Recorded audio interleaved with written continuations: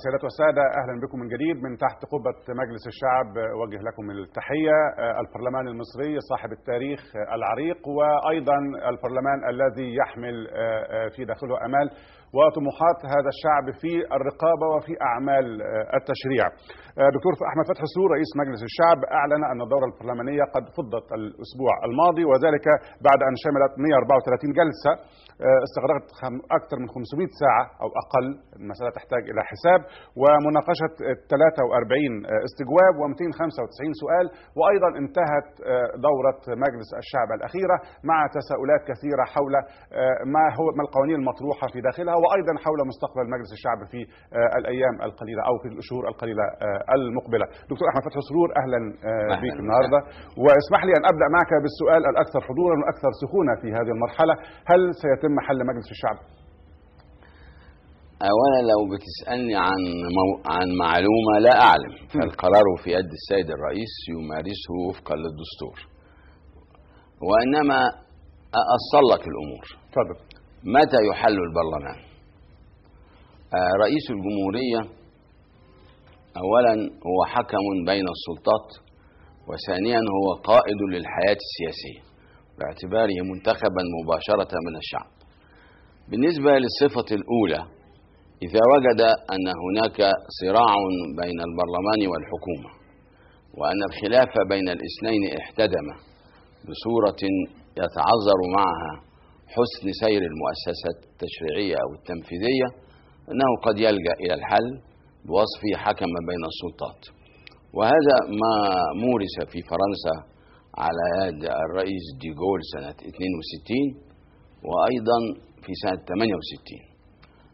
الصفة الثانية للرئيس أنه قائد للحياة السياسية يعمل على تنشيطها، وبالتالي بالصفة الثانية يمكن لرئيس الجمهورية أن يلجأ إلى حل المجلس إذا عرض مشروعا معينا يتطلب أغلبية معينة أو ممثلين جدد أو ممثلين حظوا بثقة الشعب، إما مشروعا وإما برنامجا معينا. وفي الحالة الثالثة إذا كان المجلس ليست فيه أغلبية مريحة لاتخاذ القرار السياسي فيريد الرئيس أن يصل الأغلبية السياسية المريحة. يبقى إذن صفة الرئيس كقائد الحياة السياسية إما عايز يطرح مشروع أو يطرح برنامج أو عاوز أغلبية مريحة. الصفة الثانية دي مارسها ميتران وشيراك. ميتران في فرنسا حل المجلس سنة 68 وحله سنة 81 وحله سنة 88، لأنه عرض في المرحلة الأولى مشروع وعرض في المرحلة الثانية برنامج. قال لك أنا عاوز استفتي الشعب بقى يجيب لي ممثلين جدد. شيراك بقى سنة 97 حل المجلس لأنه عاوز أغلبية مريحة، فجات له أغلبية عكسية من اليسار، ما بتبقى مغامرة. وبالتالي إذا حل المجلس يمارسه الرئيس في حالة الضرورة، والضرورة إما بصفته حكما بين السلطات وإما بصفته قائدا للحياة السياسية لتنشيط الحياة السياسية. طب ده في إطار التأصيل القانوني والتأصيل السياسي لمفهوم لإمكانية الحل ومن يملك الحل والرئيس متى يقرر اتخاذ قرار الحل. ولكن إذا ما حاولنا أن نؤصل هذه المسألة سياسيا في إطار حالة فقه الضرورة إذا صح التعبير، هل بتعتقد أن حالة الضرورة مطروحة في هذه المرحلة للحل، أم تعتقد أن مسألة الحل سياسيا، أسأل عن التقييم السياسي، مسألة يمكن أن لا يتم ممارستها في هذا أو عملها في هذه المرحلة؟ وفقا لرؤيتي فإن الرئيس بوصفه حكما بين السلطات، لا يوجد خلاف بين السلطة التنفيذية والسلطة التشريعية محتدم يتطلب الحل. إنما الرئيس بوصفه قائد الحياة السياسية له نظرة سياسية هو الذي يحددها، وتتحدد الضرورة وفقا لهذه النظرة، ولا أستطيع أن أتنبأ بأي شيء، فهذه نظرة السيد الرئيس وحده دون غيره. طب إذا عدنا دكتور سرور إلى الدورة البرلمانية الأخيرة، وأنتم خرجتم بإحصاء ذكرت بعض أرقامه تتحدث عن 134 جلسة، 43 استجواب، 195 سؤال. السؤال هو إذا ما خرجنا خارج هذه الحالة الإحصائية الرقمية العددية، هل بتعتقد أن على الواقع، على أرض الواقع، كانت هناك حالة من حالة التفاعل الحقيقي للبرلمان مع قضايا الشارع؟ هل كان معبر بالفعل عن الشارع أم أن هناك حالة من حالة الغياب والانفصام بين الطرفين؟ لا، أنا ما أقدرش أقول حالة غياب. البرلمان كان متفاعلا مع الشارع تمام التفاعل، وأن القضايا التي نظرها البرلمان هي قضايا حياتية تهم الشعب.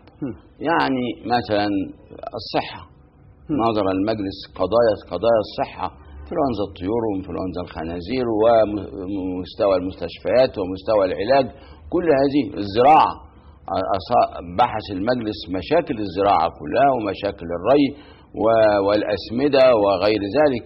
التعليم، مشاكل التعليم والآثار السلبية لكادر المعلمين. الصناعة، مشاكل الصناعة، مشاكل التجارة، الغذاء، الأسعار، كل هذه قضايا الحياتية للمواطن نظرها المجلس، سواء من خلال تشريعات أو من خلال استجوابات أو طلبات إحاطة أو أسئلة. وبالإضافة إلى هذا فإن المجلس من خلال التشريع أيضا نظر مشروعات قوانين لإعادة التنظيم الاقتصادي، زي القوانين الخاصة بالبورصة والقوانين الخاصة بإدارة الرقابة المالية، هيئة الرقابة المالية الجديدة. ونجد أنه أيضا أنشأ الجامعات الأهلية وأعطى، وده نص ما خدوش بالهم ناس منه مع أنه تطور كبير، أعطى للجامعات سلطة في أنها تتصرف في مواردها بالمساهمة في إنشاء جامعات أهلية أو القيام بمشروعات تضر موارد ذاتية للجامعة، وده يعتبر خطوة هامة جدا في التشريع بالنسبة للجامعة. أصدر قانون محو الأمية، وقانون محو الأمية والتعليم الكبار بفلسفة جديدة. أولا، محو الأمية مش بمجرد الإلمام بالقراءة والكتابة، الإجادة. ثانيا، إدى دور للامركزية في محو الأمية، عمل معايير جديدة تضعها الهيئة بالتنسيق مع الوزارة، اللامركزية ومعيار محو الأمية وإلى غير ذلك. أيضا تعليم الكبار كان كلام عادي، أصبح معياره أن يصل إلى مرحلة التعليم الأساسي. كل هذه فلسفة جديدة في قانون محو الأمية.